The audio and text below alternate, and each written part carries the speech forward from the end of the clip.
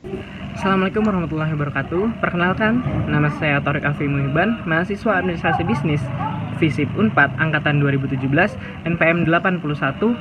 Saya akan menjelaskan mengenai brand equity atau ekuitas merek menurut David Acker. Selamat mendengarkan.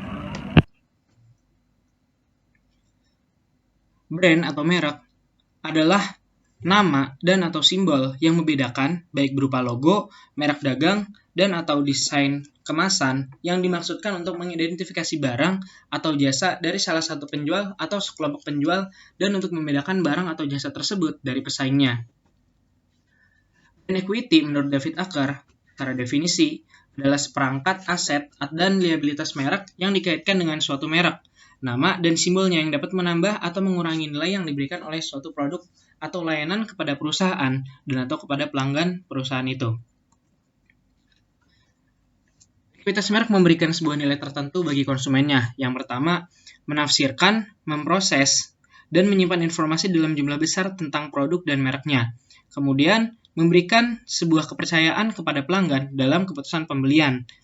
Dan yang ketiga, yakni memberikan sebuah kepuasan bagi pelanggan terkait dengan persepsi kualitas dan asosiasi mereknya. Nilai yang diberikan kepada perusahaan yang pertama dapat meningkatkan program untuk menarik konsumen baru serta menarik pelanggan yang telah lama. Yang kedua dapat meningkatkan brand loyalty. Dan yang ketiga, yakni dapat meningkatkan margin dengan melalui penetapan harga premium. Yang keempat, meningkatkan platform yang dapat meningkatkan brand extension atau perluasan merek. Dan yang kelima, yakni dapat memberikan sebuah pengaruh dalam saluran distribusi, seperti pelanggan dan juga pengecer. Tidak perlu repot mengkhawatirkan produk yang dikonsumsinya atau dijualnya kembali, karena sudah terbukti dengan merek yang ditawarkannya. Merek yang kuat juga akan memiliki keuntungan dalam mendapatkan kerjasama dalam pemasaran. 5 kategori dari brand equity menurut Acker. Yang pertama, loyalitas merek, brand loyalty, kemudian awareness of the brand, kemudian perceived quality, kemudian brand association, dan yang terakhir, other proprietary brand asset. Yang pertama, yakni brand loyalty. Brand loyalty adalah ketika sebuah merek telah ditangkap, telah dirasakan secara pengalaman oleh konsumen, sehingga akhirnya konsumen telah mengetahui dan sadar untuk memilih alternatif merek tersebut untuk keputusan pembelian selanjutnya. Memiliki beberapa tingkatan. Tingkatan paling bawah, switchers, yakni pembeli tidak loyal yang benar-benar tidak peduli pada merek. Masing-masing merek dianggap memadai dan nama merek tidak banyak berperan dalam keputusan pembelian. Apapun yang dibeli dan nyaman akan lebih disukai. Pembeli ini dapat disebut switcher atau pembeli harga. Kemudian, tingkat keempat, yakni satisfied habitual buyer. Yakni, pembeli yang puas dengan produk atau setidaknya tidak puas, pada dasarnya tidak ada dimensi ketidakpuasan yang cukup untuk merangsang perubahan, terutama jika perubahan itu melibatkan upaya. Pembeli ini dapat disebut pembeli kebiasaan. Segmen tersebut dapat rentan terhadap pesaing yang dapat menciptakan manfaat nyata untuk beralih, namun mereka bisa sulit dijangkau karena tidak ada alasan bagi mereka untuk mencari alternatif. Tingkat yang ketiga, yakni satisfied buyer. Yakni ketika mereka puas, namun di sisi lain mereka memiliki alternatif lain, baik secara waktu, uang, ataupun risiko serta kualitas karena melihat adanya risiko dari produk yang mereka pilih. Tingkat yang kedua, ini likes the brand. Yakni ketika orang-orang benar-benar menyukai merek, namun preferensi mereka dapat didasarkan pada asosiasi seperti simbol, seperangkat pengalaman penggunaan, atau kualitas yang dipersepsikan tinggi.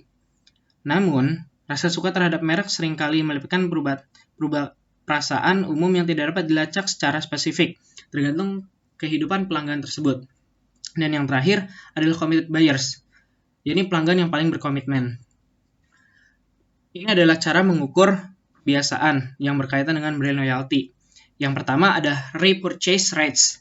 Kita harus mengetahui kira-kira berapa kali pemilik HP merek A membeli kembali HP merek A pada pembelian HP berikutnya.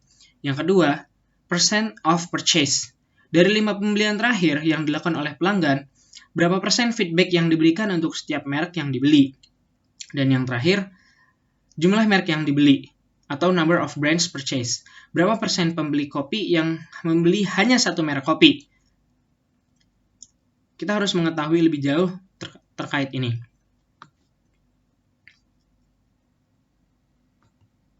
Selanjutnya, kita akan membahas mengenai awareness of the brand, yakni secara definisi adalah kesadaran merek adalah kemampuan pembeli potensial untuk mengenali atau mengingat bahwa suatu merek adalah anggota dari kategori produk tertentu.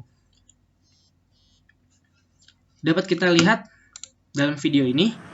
Iritologi nomor 36. Halo, lo Sudirman nggak lo? Astaga, gue nggak lewat bray. Pak, lo Sudirman pak? Saya tinggal sejauh kakak. Bapak Sudirman? Sukirman saya. Sukirman? Supriman. Supriman? Sujiman. Sukijan. Ketika kita mendengar Sukijan tersebut, kita sudah mengetahui bahwa itu adalah iklan dari Axis, seperti itu. Awareness of the brand memiliki beberapa tingkatan melalui awareness pyramid. Yang paling bawah adalah ketika merek ini tidak dikenali. Yang kedua, yakni brand recognition didasarkan pada responden yang telah mulai mengetahuinya, mulai mengenalinya, mengidentifikasi, dan mulai menghubungkan antara merek dan produk-produknya. Brand recall artinya adalah ketika seseorang menyebutkan sebuah nama merek dan kelas produk. Yakni ketika orang-orang juga sudah mulai mengenali apa yang terfikirkan ketika orang tersebut mendengar suatu kata atau suatu hal yang diasosiasikan dengan hal tersebut. Kemudian yang paling tinggi adalah top of mind. Yakni ketika orang sudah sangat mengingat dari merek tersebut. Brand awareness juga sangat dikaitkan dengan anchor to which other association can be attached, familiarity to liking, signal of sustained commitment, dan juga brand to be considered. Tingkat yang ketiga adalah perceived quality. Kita dapat melihat gambar Oreo dan juga Oreo. Ketika melihat Oreo, mungkin yang teringat adalah mahal dan lebih enak. Sedangkan Oreo dengan bentuk yang sama, namun memiliki rasa yang berbeda, kualitas yang berbeda, dan juga harga yang berbeda. Jadi, perceived quality dapat didefinisikan sebagai persepsi pelanggan tentang kualitas keseluruhan atau keunggulan suatu produk atau layanan sehubungan dengan tujuan yang dimaksud, relatif terhadap alternatif, yang dapat berkaitan dengan alasan untuk membeli, diferensiasi atau posisi, harga premium, saluran dari interaksi member, dan juga yang terakhir perluasan merek. Selanjutnya adalah brand association. Ketika kita melihat drive-thru, apa yang terpikirkan oleh kita pertama kali? Contohnya McDonald. McDonald memiliki beberapa brand association yang terkait dengan beberapa hal-hal yang ada di gambar tersebut. Baik itu secara karakteristik, Ronald McDonald, burger, fast food, family and kids, kebersihannya, kenyamanannya, friendly, dan juga fast. Brand association juga sangat dikaitkan dengan product attributes, intangible customer benefits, relative price, use or application, user or customer, celebrity or person, lifestyle or personality, product class, competitors, country or geographic, dan juga product attributes. Yang terakhir adalah priority brand assets. Ketika kita melihat sebuah Disneyland, Disney dikaitkan dengan Disneyland karena memiliki paten yang kuat. Disneyland dapat terkenal karena ikut mempromosikan atau menggunakan merek Disney. Seperti itu. Yang akhirnya Disneyland dapat berhasil dan membuka banyak cabang di Paris, Hong Kong, dan lain sebagainya. Terima kasih telah mendengarkan penjelasan mengenai brand equity. Semoga bermanfaat. Bye.